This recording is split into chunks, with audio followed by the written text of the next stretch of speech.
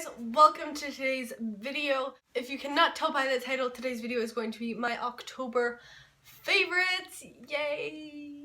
So maybe it's just me, but I feel like the month of October just flew by. Like, it was just October 1st, now it's November 1st, and what? So yeah, I'm going to be sharing with you guys all the favorites I've collected over the month, all the things that I've been using non-stop, so let's just get right on into it. So the first product I have to just mention is the Manic Panic Dream Tone Vegan Flawless White Foundation. Oh my god, this has been a lifesaver. I have so many foundations. If you guys didn't see my foundation stash, I will link that down below. I have a ton of foundations, so I have a ton that don't match me all year round, so this has been such a lifesaver because I am so pale. Mixing this into any foundation and it just makes it lighter, and this was great for Halloween and stuff because I used it a ton for Halloween looks. I will also link my Halloween looks down below. But yeah, I highly recommend this. It's a great hack to use and just mix in with foundations to make them lighter. The formula is really lightweight, so it doesn't change the formula of the actual foundation.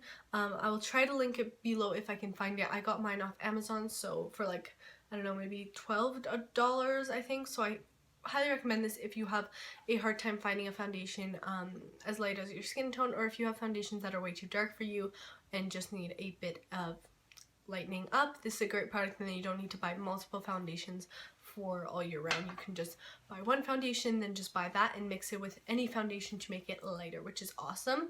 So yeah. Next product I've got here is the Rimmel Stay Matte Long Lasting Pressed Powder. Now obviously this is not the first time I've ever used this because if you can tell, I have mostly pan in my hand. I have had this product for like a year or two now, and I used it a lot when I started off with makeup. This was one of the first products I ever had just because I would really just put powder on a daily basis. I didn't really know what I was doing. And as I started getting into more makeup, I didn't really use this anymore. I would just set my under eyes and I wouldn't set my whole face because I do have dry skin.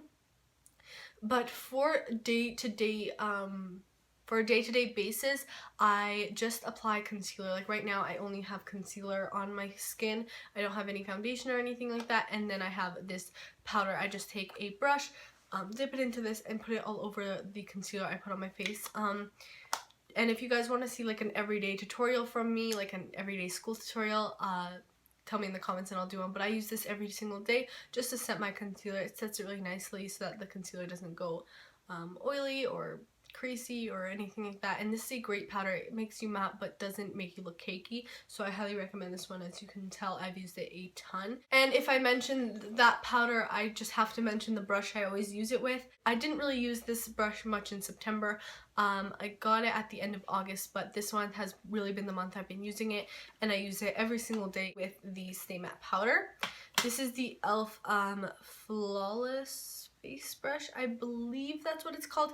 It will be written down below in the products I mentioned, but I believe it's called the Flawless Face Brush, if I'm correct. But I love this brush because it is slightly tapered, so you can use this, you know, to bronze the skin or anything like that.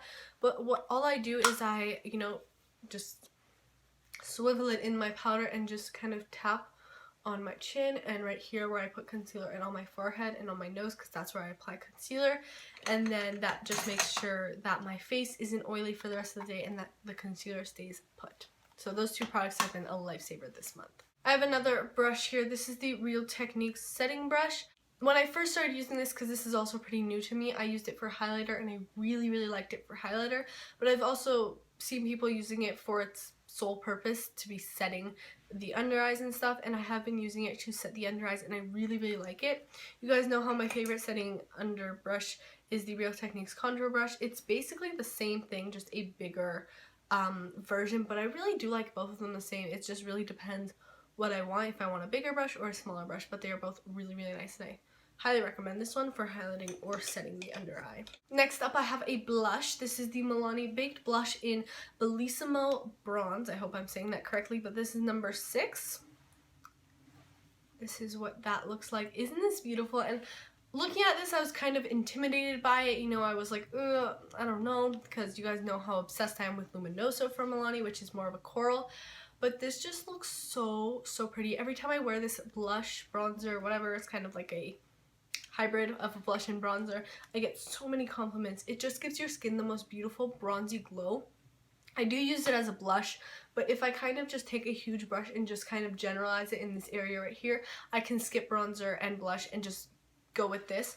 But I usually do apply bronzer and then this as my blush, and it just looks so beautiful, especially in this time of year with all the really warm tone fall looks. This blush complements all those really warm tone looks, and it looks so pretty because it has this light sheen to it and really glowy and bronzy and beautiful, and I highly recommend this blush right here from Milani. I have quite a bit more products from Milani. The first one is the Milani Bella Cappuccino eyeshadow. I got quite a bit of these eyeshadows, but this one I've just been using so much lately. As you can see, it's a really staple color, nothing too special here.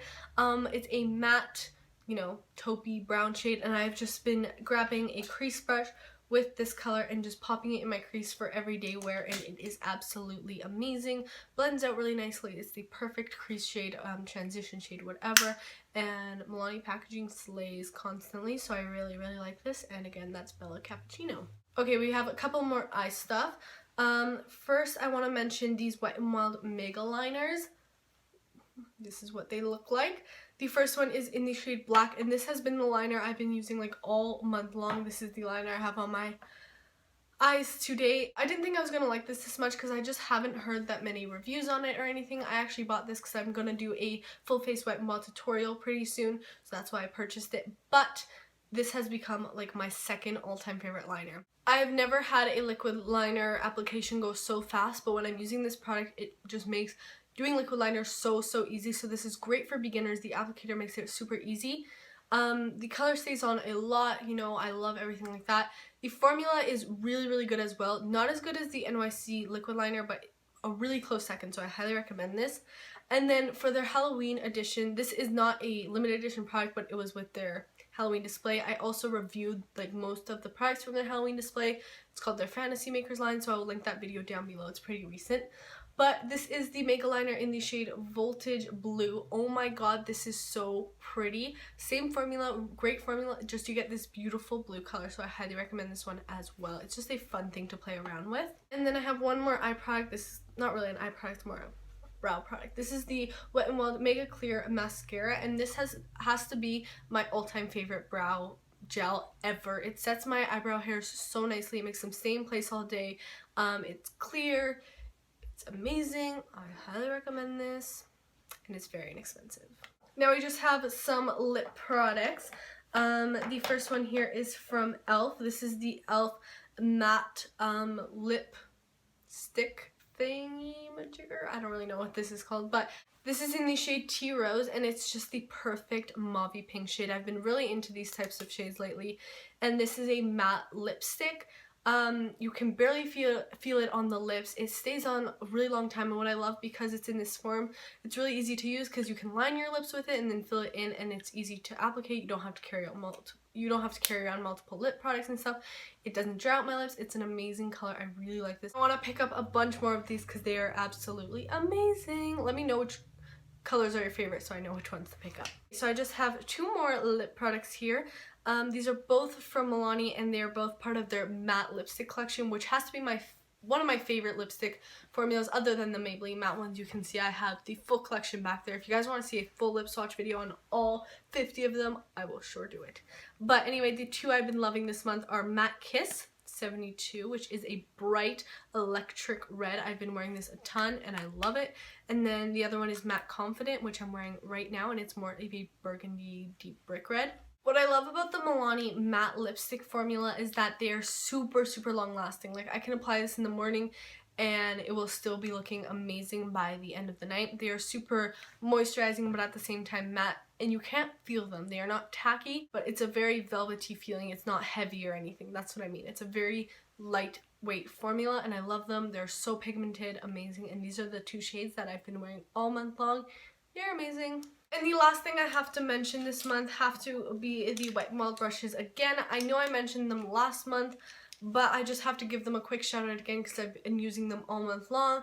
They are such amazing brushes. I just posted a review on them, so I will link that down below. Make sure to check that out. So I hope you guys enjoyed this video. Hopefully you enjoyed my October favorites. Let me know what you've been loving this month. Let me know what I should try out and all of that stuff. Please subscribe if you haven't already, and I will see you guys in my next video.